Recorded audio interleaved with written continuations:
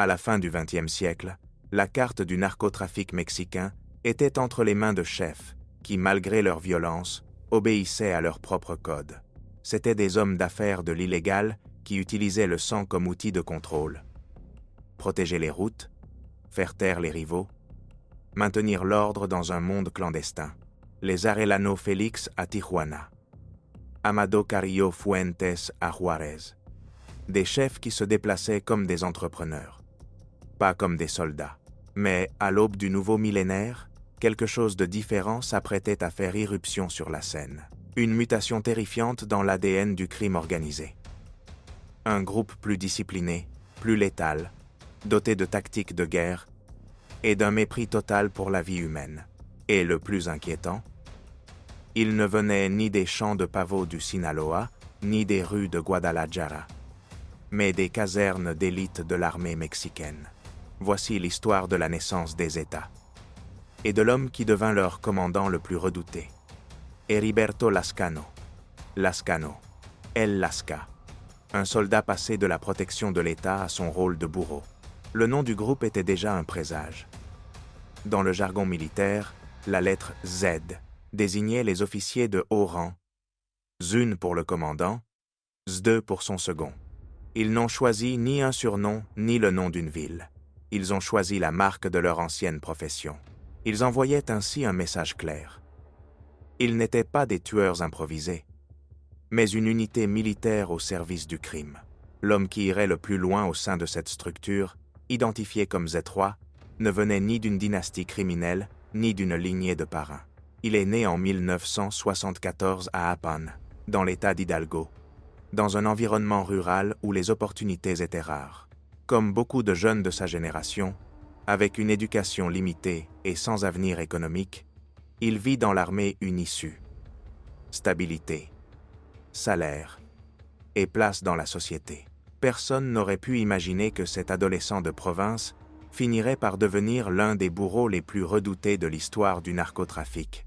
Pour Heriberto Lascano, l'armée fut bien plus qu'un emploi. Elle représenta une sortie honorable de la pauvreté. Le 5 juin 1991, à seulement 17 ans, il intégra l'infanterie de l'armée mexicaine. Dès le début, il montra ce que les forces armées valorisent le plus: discipline, endurance et intelligence tactique. Ses performances remarquables lui ouvrirent les portes d'une destination réservée à très peu. Le groupe aéromobile des forces spéciales, connu sous le nom de GAF. L'élite militaire du Mexique. Le GAF n'était pas une unité conventionnelle. Créé dans les années 80 comme une force de réaction rapide, il était conçu pour combattre des menaces dépassant les troupes ordinaires. Insurrection, terrorisme et narcotrafic de haut niveau. Il s'inspirait des unités d'élite les plus redoutées au monde, les bérets verts et les rangers des États-Unis, le SAS britannique ou les forces spéciales israéliennes. L'entraînement auquel Lascano et ses compagnons furent soumis frôlait l'inhumain.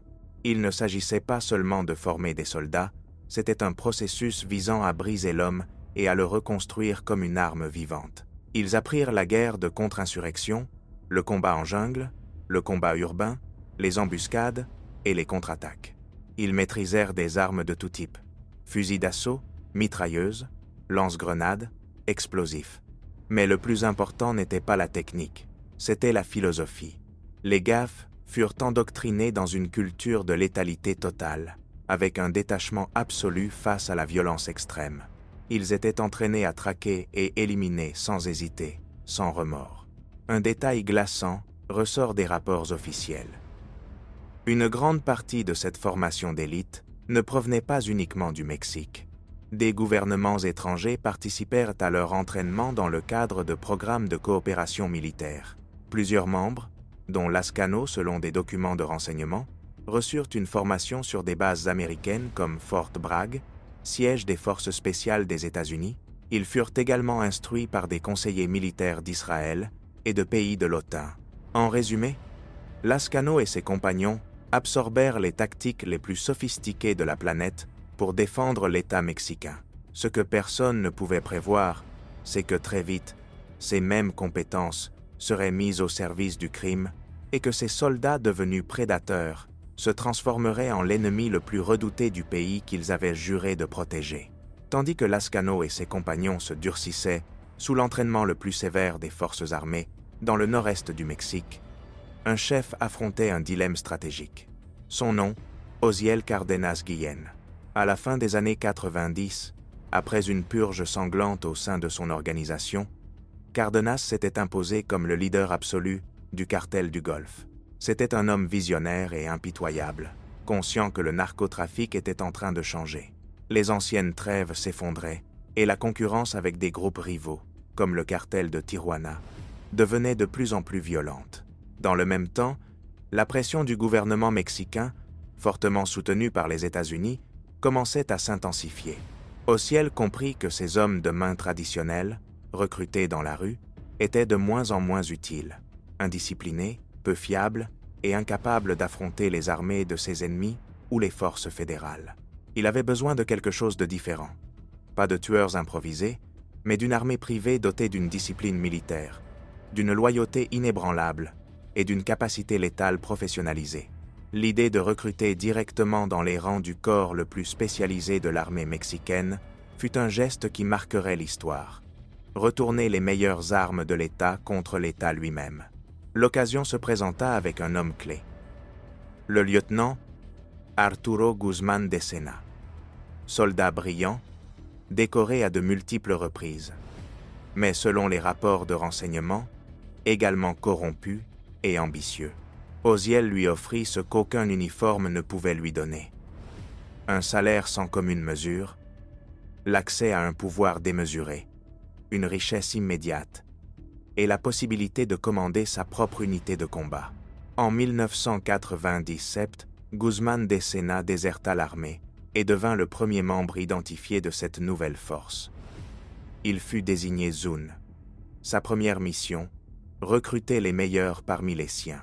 Un à un, il contacta d'anciens camarades du GAF, des hommes qui partageaient ses ambitions ou sa désillusion envers l'institution militaire. Pourquoi désertait-il? Les analyses criminologiques s'accordent sur 3 facteurs clés: l'argent, la corruption institutionnelle et la psychologie de la violence. Le facteur économique était indéniable. Le salaire d'un soldat au Mexique, même d'élite, était dérisoire face à ce qu'Osiel offrait. Mais la corruption endémique au sein même des forces armées pesait aussi lourd. De nombreux militaires voyaient leurs supérieurs négocier avec des narcotrafiquants et comprenaient que la guerre contre la drogue n'était, en réalité, qu'un jeu truqué. Le 3e élément était encore plus troublant. Ces hommes avaient été formés pour tuer, désensibilisés face à la violence. Pour certains, mettre leurs compétences au service du crime organisé ne représentait pas une trahison radicale, mais un simple changement de schéma. Le salaire d'un soldat mexicain, même d'élite, suffisait à peine à survivre. À l'inverse, la proposition d'Osiel Cárdenas représentait une fortune impossible à obtenir dans la légalité. L'argent, cependant, n'était pas le seul motif. La corruption systémique au sein des forces armées jouait également un rôle décisif. Beaucoup de militaires avaient vu leurs propres supérieurs collaborer avec des narcotrafiquants et comprenaient que la supposée guerre contre la drogue n'était qu'un jeu manipulé. Dans ce contexte, changer de camp n'était pas une trahison. C'était simplement choisir le patron qui payait le mieux. Mais il existait un 3e facteur, plus profond et plus dérangeant: la psychologie de l'entraînement. Ces hommes avaient été façonnés pour la violence. C'étaient des chasseurs formés pour tuer sans hésiter, privés d'empathie. Pour certains, appliquer ces compétences au service d'un cartel ne fut pas un saut radical, mais une transition presque naturelle, surtout avec la promesse de pouvoir et de richesse. C'est dans ce contexte que Heriberto Lascano prit sa décision. En 1998, il déserta l'armée et rejoignit le projet de Guzmán de Sena. En raison de son grade et de son expérience, il reçut l'indicatif radio Z3. À ses côtés, plus de 30 des meilleurs éléments des forces spéciales quittèrent leur rang pour intégrer le cartel du Golfe. Le rôle de ce nouveau groupe doit être compris avec clarté. À ses débuts, les États n'étaient pas un cartel indépendant. Ils étaient le bras armé d'Osiel Cárdenas Guillén, et leur fonction était triple: agir comme garde prétorienne, une équipe d'élite dédiée à la protection de leur chef, servir d'exécuteurs et de collecteurs, chargés d'éliminer rivaux, traîtres et opposants, et surtout, se constituer en force de choc, capable d'affronter des sicaires rivaux et, le moment venu, de défier et d'embusquer les forces mêmes de l'État. L'expérience était lancée. Mais Oziel l'ignorait. Dans son ambition de pouvoir, il avait libéré un monstre. Il avait engagé des loups pour protéger le troupeau, sans imaginer que ces loups finiraient par tout revendiquer pour eux-mêmes. La création des États ne modifia pas seulement l'équilibre du narcotrafic. Elle marqua le début de la fin de l'ancien ordre criminel et l'avènement d'une nouvelle période de terreur. L'irruption des États dans le nord-est du Mexique, à la fin des années 90, ne fut pas simplement l'apparition d'un nouveau groupe de tueurs. Ce fut un cataclysme qui transforma totalement la dynamique de la guerre contre le narcotrafic. L'impact fut immédiat et terrifiant. Les rivaux d'Oziel Cárdenas, habitués à affronter des pistoleros improvisés, se retrouvèrent soudain face à une force qui se déplaçait, pensait et tuait comme une unité d'opération spéciale. Et ils l'étaient. Leurs premières actions de l'élimination systématique de lieutenants ennemis à la protection impénétrable de leur chef envoyèrent un message clair. Les anciennes règles étaient mortes. Une nouvelle période de violence, militarisée et d'une précision glaçante, venait de commencer. La différence fondamentale résidait dans leur doctrine. En tant qu'anciens membres du GAF, ils opéraient selon une structure hiérarchique et disciplinée, sans rapport avec le désordre du sicariat traditionnel. Les rapports de renseignement de l'armée mexicaine et de la DEA les décrivaient comme un groupe doté d'un commandement et d'un contrôle strictement militaire. Ils s'organisaient en cellules, utilisaient des formations de combat, communiquaient par code radio et signaux manuels, et maintenaient une discipline de fer. Même leur apparence constituait un message. Tandis que les sicaires d'autres groupes s'habillaient de manière ostentatoire, les premiers États portaient des uniformes tactiques, des bottes militaires et la tête rasée. Ils projetaient l'image d'une armée, non d'un gang. Cette discipline les rendait non seulement plus efficaces au combat, mais infiniment plus redoutables. Et ce qui renforçait leur puissance, c'était leur accès à une technologie qui dépassait de loin celle de nombreuses forces de police. Des armes de grade militaire, des communications chiffrées et un équipement tactique de dernière génération. Le narco mexicain venait d'entrer dans une nouvelle dimension où la violence ne serait plus improvisée, mais calculée avec une précision chirurgicale. Oziel Cárdenas comprit rapidement la valeur de sa nouvelle création et ne lésina pas sur les moyens pour la doter de puissance. Les arsenaux saisis chez les États, au cours des années suivantes, révélèrent un niveau d'armement qui surpassait largement celui de nombreuses forces de police. Il ne s'agissait pas seulement des classiques fusils d'assaut A-47 ou Harkins.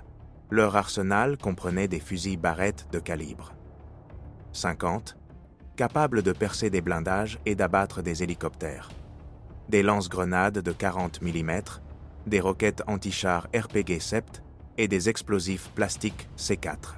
Chaque combattant était équipé comme un soldat de guerre, gilets pare-balles de niveau militaire, casques en Kevlar, lunettes de vision nocturne et, plus inquiétant encore, des systèmes de communication chiffrés qui leur permettaient de coordonner leurs mouvements en temps réel sans être interceptés par les autorités. Ils étaient, en somme, une force d'infanterie légère, financée par des narcodollars et déployée au cœur du Mexique. Mais ce qui était véritablement terrifiant chez les États, ce n'était ni leur armement ni leur discipline. C'était leur doctrine sur l'usage de la violence. Pour eux, la violence n'était pas seulement un moyen d'éliminer des ennemis. C'était un langage, une forme de communication, un instrument de propagande. Ils ont fait de la barbarie leur marque de fabrique.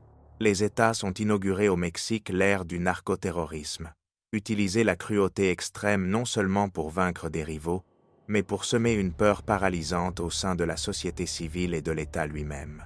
Leur répertoire d'atrocités, documenté dans de multiples rapports médico-légaux et journalistiques, était conçu pour provoquer une terreur primaire, absolue. Parmi leurs méthodes, l'une devint leur signature, la décapitation. Jusqu'alors, la violence du narcotrafic, bien que brutale, restaient généralement dans l'ombre. Les corps étaient enterrés dans des fosses clandestines ou abandonnés dans des lieux isolés. Les États ont brisé cette règle. Ils ont commencé à décapiter des rivaux, des policiers, des fonctionnaires, et à déposer les têtes dans des lieux publics, à l'entrée d'un bâtiment administratif, au centre d'une place, voire sur le capot d'une voiture de patrouille. Le message était sans équivoque. Nous ne pouvons pas seulement te tuer. Nous pouvons te déshumaniser, profaner ton corps et exhiber notre cruauté sans limite. La cruauté des États ne connaissait pas de limite. Et, ce qui semblait inimaginable pour beaucoup, eux, en firent une routine. Parmi leurs innovations les plus macabres, figurait la pratique qu'ils appelaient les ragoûts. Elle consistait à faire disparaître leurs victimes en dissolvant les corps dans des barils d'acide ou en les incinérant dans des fûts de pétrole jusqu'à les réduire en cendres. La logique était double. D'un côté, pragmatique, effacer toute preuve matérielle, rendre l'identification plus difficile et empêcher la constitution d'un dossier judiciaire. Mais le plus dévastateur était l'impact psychologique. Cette méthode créait un mythe terrifiant. Tomber entre les mains des États ne signifiait pas seulement mourir. Cela signifiait être effacé de la surface de la Terre. Pour les familles, l'idée de ne même pas avoir un corps à veiller était plus insupportable que la certitude de la mort. Et tandis qu'ils perfectionnaient la terreur physique, ils développèrent aussi la terreur médiatique. Ils raffinèrent l'usage des narcomantas, d'immenses toiles accrochées à des ponts, des bâtiments publics ou à côté de cadavres. Ces messages étaient leurs communiqués de presse. Ils y revendiquaient des assassinats, lançaient des menaces aux rivaux et aux autorités, et accusaient de corruption des responsables politiques et des chefs policiers. Une tactique de guerre psychologique, très probablement apprise lors de leur entraînement de contre-insurrection, visant à contrôler le récit, semer la défiance envers les institutions et paralyser la population par la peur. Alors que la réputation des États grandissait comme la force criminelle la plus redoutée du Mexique, Heriberto Lascano montait dans la hiérarchie interne. Sa cruauté personnelle et son efficacité tactique le distinguaient des autres. En novembre 2002, le fondateur originel, Arturo Guzmán de Sena, Zun, fut abattu lors d'un affrontement avec l'armée mexicaine à Matamoros. Sa mort laissa un vide au sommet de l'organisation. Et bien que les États restent subordonnés à l'autorité d'Osiel Cárdenas, ils avaient besoin d'un nouveau chef opérationnel. Le successeur naturel fut Heriberto Lascano, Zetroas, à la fois respecté et craint. Sous son commandement, la brutalité du groupe atteindrait des niveaux jamais vus dans l'histoire du narcotrafic. C'est à cette période que Heriberto Lascano consolida la réputation qui l'accompagnerait pour toujours. Il gagna un surnom redouté à l'intérieur comme à l'extérieur de son organisation, El Verdugo.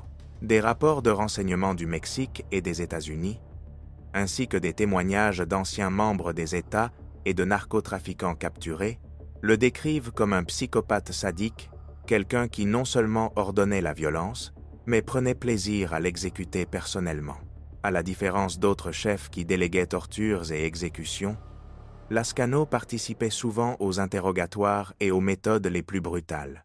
Les récits sur sa cruauté, bien que parfois impossibles à vérifier et probablement exagérés pour nourrir son mythe, dressent un portrait glaçant. On disait qu'il avait fait construire un ranch privé où il gardait des animaux exotiques tigres et lions auxquels il jetait supposément ses ennemis capturés. Un autre récit parmi les plus cités décrit sa méthode d'exécution préférée, la paleta.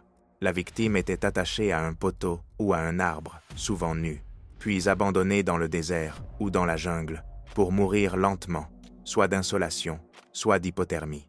Son surnom n'était pas une métaphore. El Verdugo ne dirigeait pas seulement une organisation sanguinaire. Il faisait de l'exécution et du sadisme une part de son identité. Cette réputation devint une arme de pouvoir. Le nom de Lascano et celui des États fonctionnaient comme une marque de terreur. Partout où leur arrivée était annoncée, la peur précédait leurs pas. Sous son commandement, l'organisation s'étendit de façon exponentielle. Ils n'étaient plus un groupe de 30 déserteurs. Ils commencèrent à recruter des centaines de nouveaux membres, dont d'anciens militaires, d'anciens policiers et de jeunes membres de gangs transformés en sicaires. Osiel Cárdenas, impressionné par leur efficacité, les utilisa non seulement comme garde du corps personnel, mais comme force de conquête, les déployant pour prendre de nouvelles places et des territoires stratégiques. En quelques années, les États cessèrent d'être un simple bras armé. Ils se transformèrent en cartels au sein du cartel, une organisation dotée d'un pouvoir propre qui commençait à rivaliser avec l'empire qu'ils étaient censés servir. Le point de rupture survint en mars 2003. Lors d'une vaste opération militaire, le chef suprême du cartel du Golfe, Osiel Cárdenas Guillén, fut capturé à Matamoros. Même s'il tenta depuis la prison de conserver le contrôle de son empire, son pouvoir commença à s'effriter. Et lorsqu'il fut finalement extradé vers les États-Unis en 2007, son règne fut condamné. Pour les États, sous le commandement déjà consolidé de Heriberto Lascano, le paysage changea totalement. Ils n'étaient plus les serviteurs d'un patron. Ils étaient la force dominante. Les loyautés qui reposaient auparavant sur l'argent et le leadership d'Osiel commencèrent à se dissoudre. Cette garde prétorienne d'élite se reconnut comme quelque chose de plus grand que l'empire qu'elle devait protéger. Et Lascano, devenu chef absolu, ne connaissait aucune limite à ses ambitions. Le plateau était prêt pour l'une des trahisons les plus sanglantes de l'histoire du narcotrafic mexicain, la sécession des États. Une rupture qui plongerait le pays dans une vague de violence sans précédent. La capture d'Osiel en 2003, et plus encore son extradition en 2007, ne furent pas seulement des coups portés à un capot, ce furent des séismes dans l'équilibre criminel du Mexique. Le roi du Golfe était tombé et son empire se retrouva entre les mains d'une fragile diarchie. Son frère Antonio, Tony Tormenta, Cárdenas Guillén, et le vétéran lieutenant Jorge Elcos, Costilla Sanchez. Tous deux étaient des narcotrafiquants de la vieille école. Ils comprenaient le métier du trafic de drogue, mais selon les analyses de renseignement, ils manquaient de la vision stratégique et du respect absolu qu'Osiel imposait. Et surtout, ils continuaient à voir les États comme des subordonnés, un bras armé efficace mais remplaçable. Ils ne les considéraient ni comme des alliés, ni comme des partenaires, mais comme des employés à salaire. Ce qu'ils ne parvenaient pas à comprendre, c'est que, sous Lascano, les États étaient déjà devenus une armée autonome, capable non seulement de défier, mais de détruire ceux qui avaient jusque-là été leurs chefs. La vision des dirigeants du cartel du Golfe contrastait brutalement avec la réalité sur le terrain.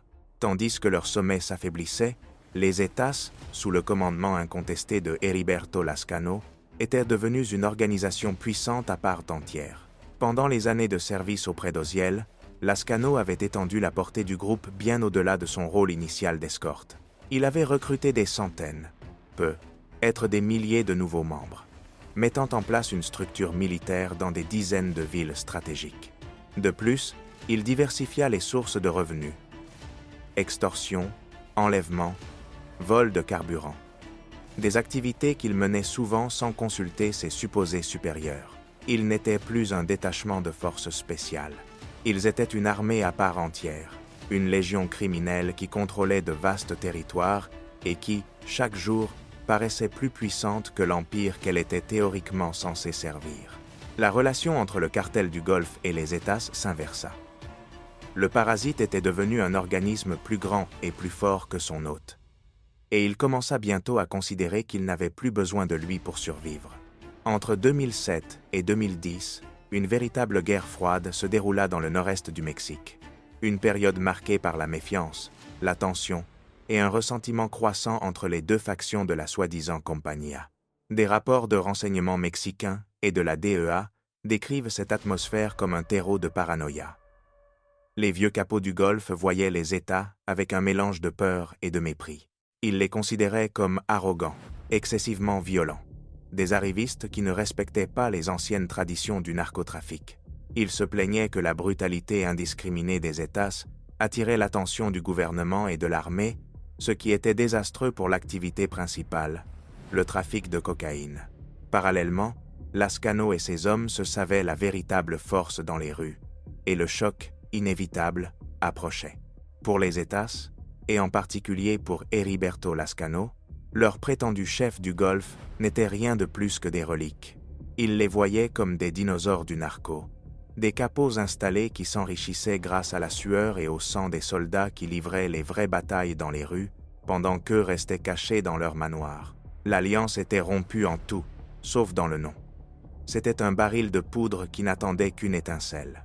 Cette étincelle arriva à la fin janvier 2010, à Reynosa, Tamaulipas, le cœur de l'empire du cartel du Golfe. L'événement qui déclencha la guerre fut l'enlèvement et l'assassinat d'un cadre Zeta de haut rang, Victor El Concorde III, Peña Mendoza. Même si les détails exacts restent flous, des rapports de renseignement indiquent que le crime fut commis par une faction du cartel du Golfe lui-même, vraisemblablement sur ordre d'un lieutenant d'Antonio, Tony Tormenta, Cardenas. Le mobile a pu être un différend de dette ou tout simplement une tentative de marquer son territoire face à des États de plus en plus insolents. La nouvelle du meurtre parvint rapidement aux oreilles de Lascano. Pour lui, ce fut l'affront définitif, la goutte qui fit déborder des années de ressentiment. Selon des communications interceptées, Lascano réagit avec fureur et lança un ultimatum direct à la direction du Golfe. Il exigea la livraison immédiate du responsable de la mort de Concorde III afin de l'exécuter personnellement. L'exigence était plus qu'un châtiment. C'était une épreuve de pouvoir et de loyauté. Si le Golfe cédait, il acceptait implicitement que les États avaient l'autorité d'imposer leur propre justice. S'il refusait, il devenait clair qu'il continuait à les considérer comme des subordonnés. La réponse de Tony Tormenta et de Jorge Elcos Costilla fut sans appel. Ils refusèrent catégoriquement. Céder aurait signifié une humiliation inacceptable, la perte totale de leur autorité. Ce refus fut le signal que Lascano attendait. La guerre ne pouvait plus être évitée. Le refus du cartel du Golfe fut la déclaration de guerre que Lascano espérait. Il confirmait ce qu'il pressentait déjà. Le Golfe n'était pas un partenaire, mais un obstacle à ses ambitions.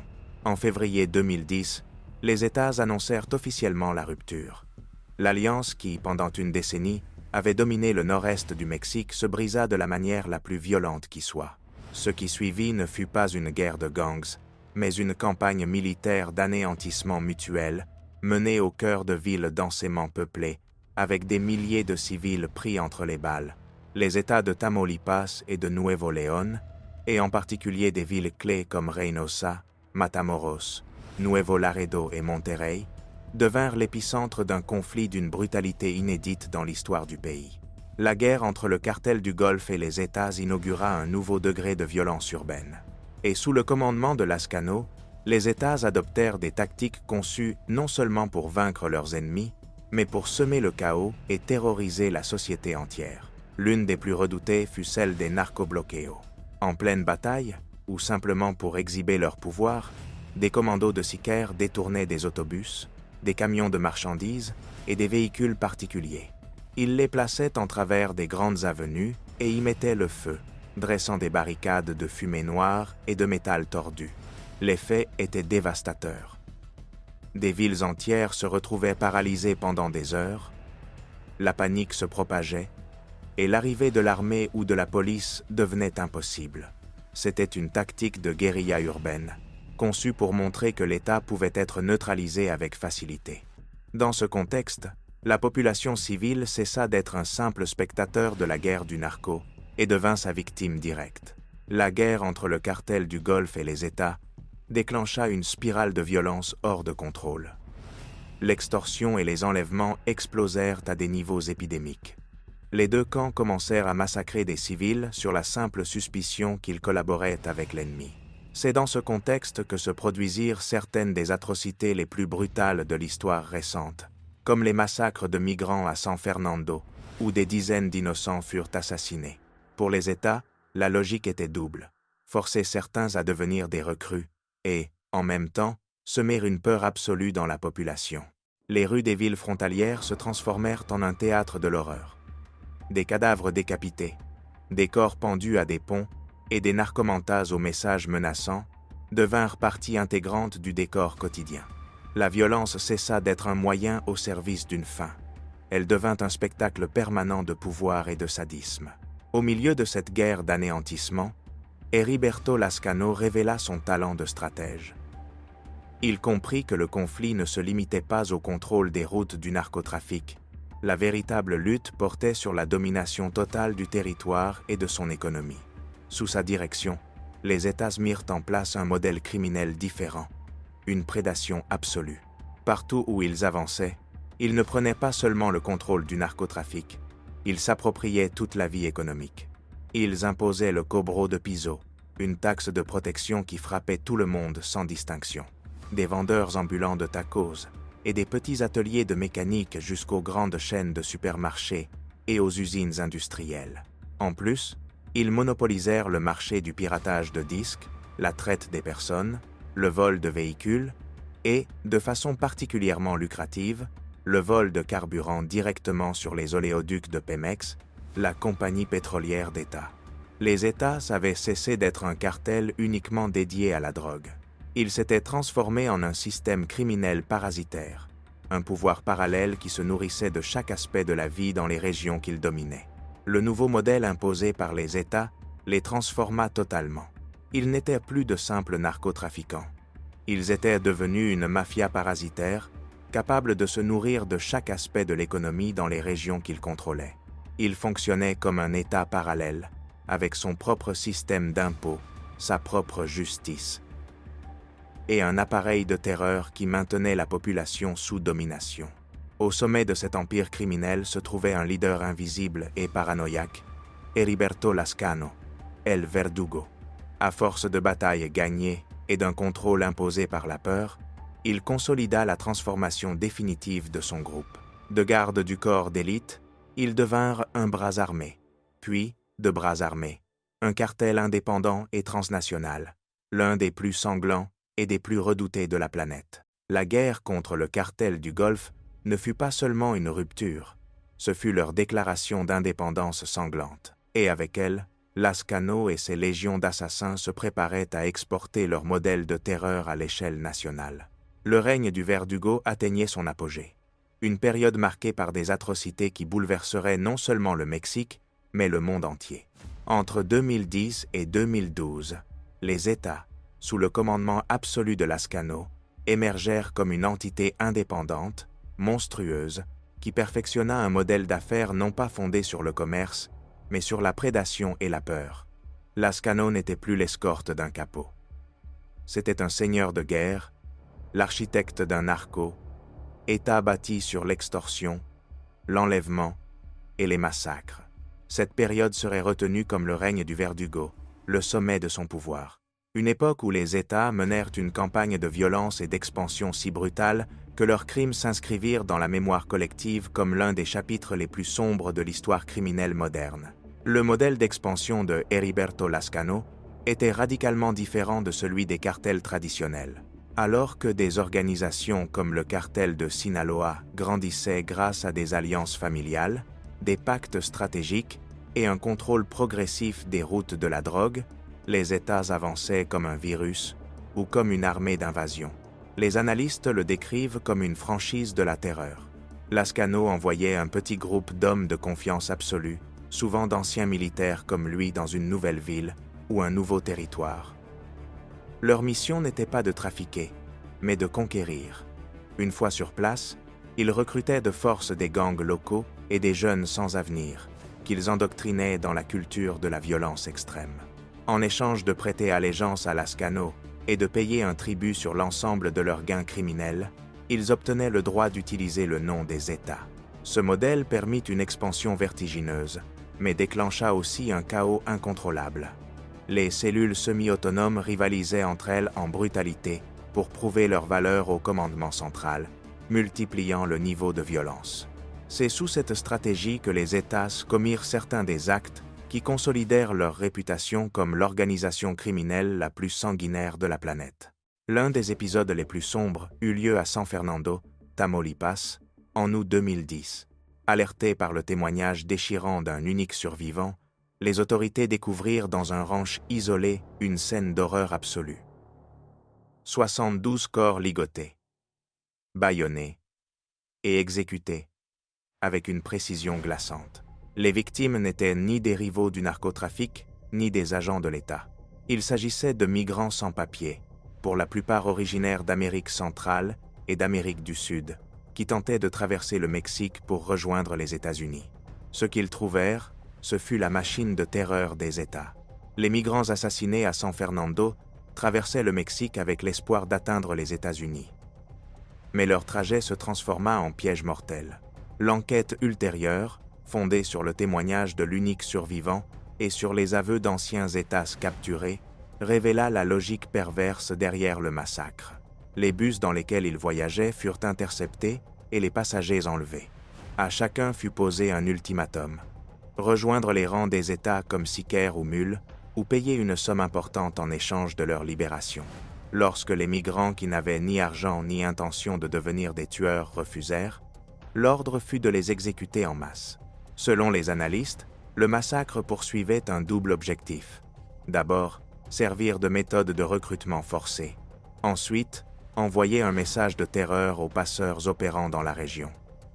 Ceux qui refuseraient de payer les quotas exigés par les États exposeraient leurs cargaisons humaines à la tuerie. La vie humaine était traitée comme une simple variable dans l'équation commerciale de Lascano, et l'horreur ne s'arrêta pas là.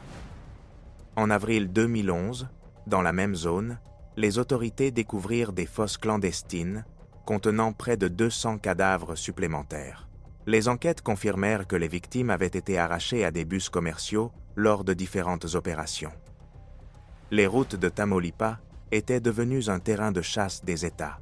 Si le massacre de San Fernando mit en évidence leur brutalité envers les plus vulnérables, un autre épisode montra que leur violence n'avait aucune limite. Le 25 août 2011, à Monterrey, capitale industrielle du Nuevo León, un commando Zeta attaqua le Casino Royal, bondé de clients. Sans un mot, ils aspergèrent l'intérieur de gallons d'essence tout en tirant des rafales de fusils d'assaut pour semer la panique. Après avoir tiré, les sicaires des États incendièrent le Casino Royal et bloquèrent les sorties de secours. Le bâtiment devint un piège mortel. 52 personnes, pour la plupart des civils innocents, qui passaient simplement l'après-midi à jouer, moururent asphyxiées ou brûlées vives. L'enquête officielle fut sans équivoque. Il ne s'agissait pas d'un affrontement entre cartels. C'était un acte de terrorisme mafieux dans sa forme la plus pure. Le motif: le propriétaire du casino avait refusé de payer la somme d'extorsion exigée par la cellule locale des États. L'incendie fut la représaille, un message brutal et définitif à tout entrepreneur qui oserait défier leur autorité. Bien qu'il n'ait jamais été prouvé que Heriberto Lascano ait personnellement ordonné l'attaque, celle-ci se produisit sous son commandement et fut une conséquence directe de la politique de terreur et d'extorsion qu'il avait instaurée comme pilier du modèle économique de l'organisation. Mais le règne du Verdugo ne se limitait pas au Mexique. Sous sa direction, les États devinrent une menace transnationale, étendant agressivement leurs opérations vers le sud, en particulier en Amérique centrale. Leur principal objectif fut le Guatemala, un pays aux institutions fragiles et à la position stratégique pour le transit de cocaïne en provenance d'Amérique du Sud. En mai 2011, ils y exportèrent leur marque de terreur. Un commando Zeta fit irruption dans une exploitation du département du Petén et massacra 27 ouvriers agricoles. Les victimes furent torturées et décapitées une à une. À côté des corps, ils laissèrent un message écrit avec du sang sur un mur, adressé au propriétaire de la ferme, identifié comme narcotrafiquant local. Le massacre du Petén fut une démonstration de force. C'était la manière dont les États annonçaient leur arrivée et leur intention de s'emparer des routes de la drogue au Guatemala, en reproduisant le même langage de barbarie qui leur avait servi au Mexique. Pendant ce temps, à mesure que le pouvoir et la notoriété de l'organisation grandissaient, Heriberto Lascano devenait un fantôme. À la différence des capots de l'ancienne école, qui aimaient la vie publique et l'exhibition, Heriberto Lascano choisit l'anonymat absolu. Ayant peu, être appris des erreurs des autres, et mu aussi par une paranoïa naturelle, il devint de plus en plus reclus et insaisissable. Les rapports de renseignement le décrivent comme un chef qui se laissait rarement voir, même par ses propres hommes. Il se déplaçait sans cesse entre des camps d'entraînement et des ranchs cachés dans des zones rurales, ne communiquant avec ses lieutenants que par des messagers de confiance et des systèmes de communication chiffrés. Son pouvoir était total, mais sa présence presque virtuelle. Ce profil de fantôme fit de lui une cible extraordinairement difficile à localiser pour les autorités. Paradoxalement, au milieu de sa brutalité, une image contradictoire apparut. Dans son village natal de Tezontle, Hidalgo, certains reportages fondés sur des témoignages locaux le décrivaient comme un bienfaiteur. On disait qu'il payait les fêtes patronales, aidait des familles dans le besoin, et avait financé la construction d'une chapelle moderne, ornée d'une plaque où les habitants remerciaient sa générosité. Cette facette de bandit social a accompagné de nombreux criminels au fil de l'histoire et pose une question inquiétante. Était-ce un acte de foi sincère? Une stratégie pour blanchir son image et obtenir un soutien social? Ou simplement l'expression de la psychologie complexe d'un homme capable d'ordonner des massacres et, en même temps, de se percevoir comme le bienfaiteur de sa communauté, mais tandis que son pouvoir se consolidait, les tensions internes grandissaient aussi.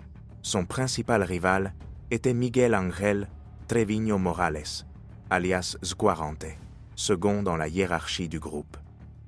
À la différence de Lascano et des États originels, Treviño n'avait pas de formation militaire. C'était un criminel issu de la rue, un contrebandier qui avait gravi les échelons grâce à sa cruauté et à sa ruse. Des rapports de renseignement le décrivent comme encore plus sadique et impulsif que Lascano lui-même. Et, avec le temps, il commença à former sa propre faction au sein des États, loyale uniquement envers lui.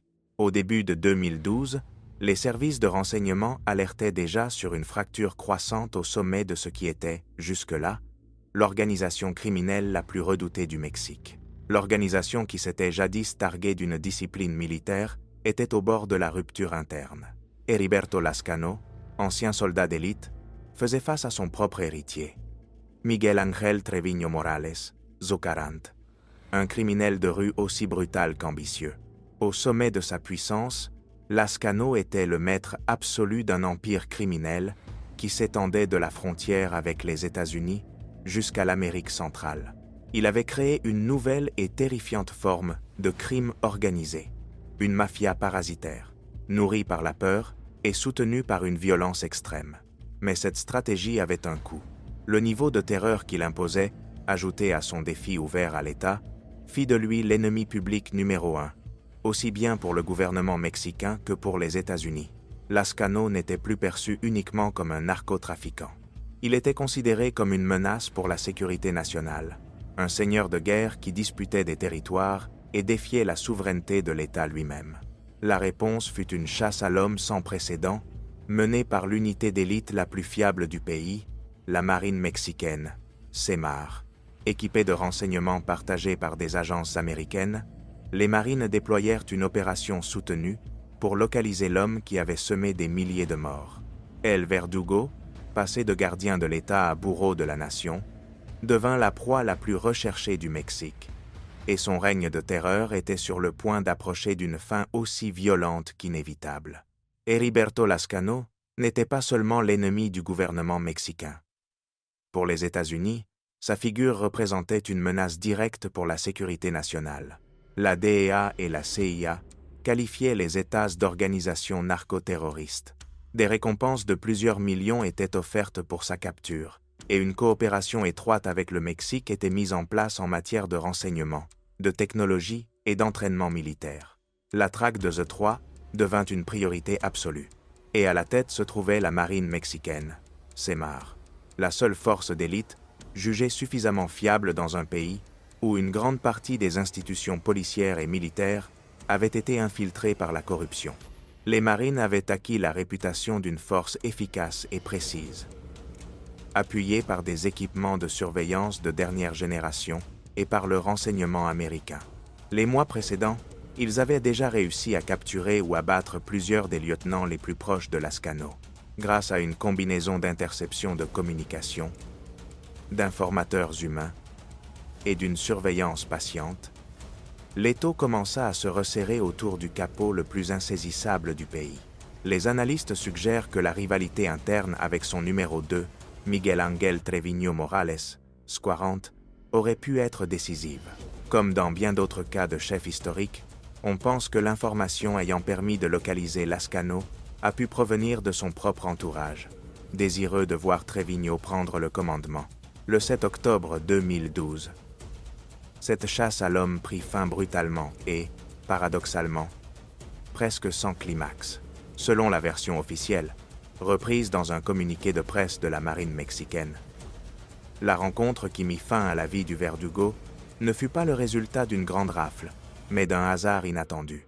La chute de Heriberto Lascano ne se produisit pas lors d'une opération spectaculaire, mais dans un épisode presque fortuit. Dans l'après-midi du dimanche 7 octobre 2012, dans la petite municipalité de Progreso, Coahuila, une patrouille de marine reçut un signalement citoyen. Des hommes armés se trouvaient à un match de baseball local. En arrivant sur place, ils repérèrent un pick-up avec plusieurs individus suspects. Lorsqu'ils leur ordonnèrent de s'arrêter, les hommes répondirent par des rafales de fusils d'assaut. L'affrontement fut bref, mais intense. Les marines repoussèrent l'attaque. L'un des assaillants lança une grenade contre le véhicule militaire, mais elle n'explosa pas. Dans l'échange de tirs, le conducteur du pick-up et un autre passager furent abattus. Un troisième homme, qui serait plus tard identifié comme Heriberto Lascano, sortit du véhicule et tenta de s'enfuir à pied à travers un champ ouvert. Il n'alla pas loin. Il fut touché par des tirs et tomba mort. L'escarmouche se déroula si rapidement que, sur le moment, les marines n'avaient pas conscience de l'ampleur de ce qui venait de se produire. Suivant le protocole, ils sécurisèrent la zone et trouvèrent à l'intérieur du véhicule un arsenal, un lance-grenades, plusieurs fusils d'assaut et même des lance-roquettes. En examinant les corps, ils constatèrent qu'il ne s'agissait pas de sicaires ordinaires.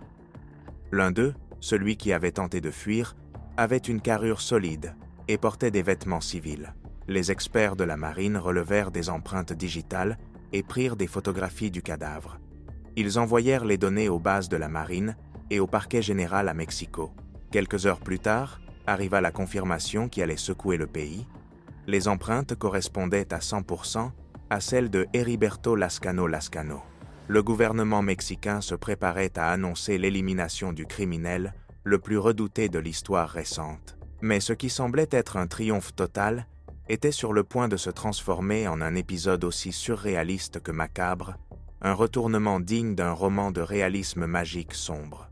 En raison de l'éloignement du lieu, les corps ne furent pas transférés vers une morgue militaire de haute sécurité. À la place, ils furent transportés dans une entreprise de pompes funèbres locale à Sabinas, Coahuila. Une erreur logistique qui se révélerait fatale. Au lieu d'être transférés vers une morgue militaire de haute sécurité, les corps furent amenés aux pompes funèbres Garcia, un établissement modeste dans la ville de Sabinas, Coahuila, où l'autopsie serait pratiquée. Le cadavre de Heriberto Lascano, considéré comme le criminel le plus dangereux du Mexique et le trophée le plus important de la guerre du président Felipe Calderón, reposait sur une table métallique dans un bâtiment ordinaire, gardé à peine par quelques policiers locaux. Dans la nuit du 8 octobre 2012, alors qu'à Mexico les hauts responsables préparaient la conférence de presse pour annoncer la victoire, l'impensable se produisit. Un commando armé, le visage couvert, fit irruption dans les pompes funèbres. Selon le témoignage du propriétaire, il s'agissait d'hommes qui se présentèrent comme des membres des États. Ils agirent avec une violence contenue, mais de manière professionnelle. Ils ne volèrent pas d'argent et ne causèrent pas de dégâts. Leur mission était unique et claire: atteindre la morgue. Là, ils prirent les corps de Heriberto Lascano et de l'un de ses gardes du corps, les chargèrent dans un corbillard volé et disparurent dans la nuit. Lorsque les autorités réagirent, il était déjà trop tard. Ce qui devait être la plus grande victoire de la guerre contre le narcotrafic se transforma, en quelques heures, en l'une des scènes les plus surréalistes et embarrassantes de l'histoire du Mexique. À peine quelques heures après que la marine eut annoncé officiellement la mort du capot, le procureur de Coahuila se présenta devant la presse pour admettre, avec une honte évidente, que la pièce à conviction avait été volée et se trouvait en un lieu inconnu. Ce qui devait être la confirmation la plus irréfutable de la victoire de l'État se transforma en farce nationale, alimentant doutes, soupçons et théories du complot qui, jusqu'à aujourd'hui, restent vivaces. La disparition du corps de Lascano ouvrit un débat sans fin et, Bien qu'il existe de multiples versions, la théorie officielle, et la plus acceptée par les analystes de sécurité, soutient que ce qui s'est passé fut exactement ce que cela semblait être. Un sauvetage posthume, exécuté par ses partisans les plus loyaux. Dans la narcoculture, la mort d'un chef n'est pas un fait anodin. C'est un moment chargé de symbolisme. Et laisser l'État exhiber le corps du Verdugo aurait été, pour les États, une humiliation inacceptable. Pour beaucoup, le vol du corps de Heriberto Lascano fut un dernier acte de loyauté. Permettre au gouvernement d'exposer son cadavre comme un trophée aurait représenté une humiliation intolérable pour l'organisation. Le récupérer et l'enterrer en secret, selon ses propres rites, fut perçu comme un ultime défi à l'État. Un message clair. Même mort, il nous appartient, pas à vous. Cette explication correspond à la logique et aux traditions du monde criminel. Cependant, l'absence du corps a semé un doute qui persiste encore aujourd'hui dans certains secteurs de la société mexicaine. La théorie du complot la plus répandue pose une question inquiétante. Était-ce vraiment Lascano l'homme abattu à Progreso, Coahuila? Les sceptiques soulignent la rapidité de l'identification, réalisée uniquement à partir d'empreintes digitales et de photographies du cadavre. Certains ont même affirmé que le visage du corps ne correspondait pas aux images plus anciennes du capot. L'absence d'une preuve ADN définitive rendue impossible après le vol du corps a alimenté l'incertitude. Pour ceux qui doutent, la disparition du cadavre fut trop commode, la manière parfaite de clore l'affaire sans avoir à présenter au public une preuve irréfutable. Le gouvernement mexicain, de son côté, est resté inflexible. L'identification fut sûre à 100%, fondée sur des registres biométriques fiables, et il n'existe aucun doute quant à la mort de Lascano. Mais la spéculation ne s'est pas arrêtée là. Une troisième version, la plus sensationnaliste et plus proche du mythe que de l'analyse sérieuse, affirme que Lascano aurait simulé sa mort. Selon cette hypothèse, la fusillade et le vol ultérieur du corps auraient fait partie d'un plan calculé pour lui permettre de disparaître et de se retirer avec son immense fortune. Une théorie peu crédible, mais qui, comme cela arrive souvent dans la narcoculture mexicaine, trouva un écho dans l'imaginaire populaire.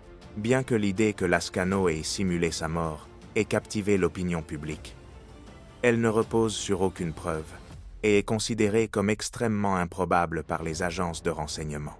Quelle que soit la vérité, le résultat est indéniable.